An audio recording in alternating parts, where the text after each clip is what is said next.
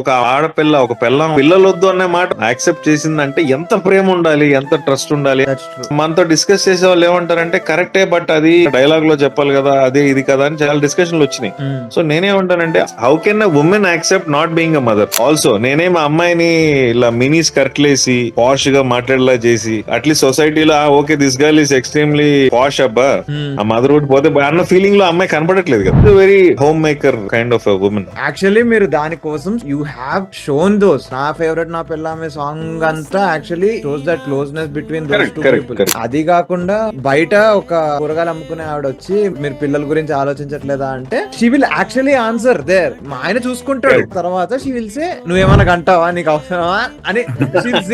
అది ఒక fun generating dialogue అయినా కూడా she actually saying I trust my husband, ఆయన ఏం చెప్తే అది కరెక్ట్. మీరు ఎవరు మాట్లాడకండి, you don't have any right to talk about that. Correct. Sandy, I'm so bloody happy that you had observed the minutest of the details. Actually, Kurgail Ammai was representing society for me. That's what I understood. Correct గా తను ఏ situations లో వస్తుంది అంటే when there is a conflict, she actually comes into the scene. ఆ కూరగాయల అమ్మాయి.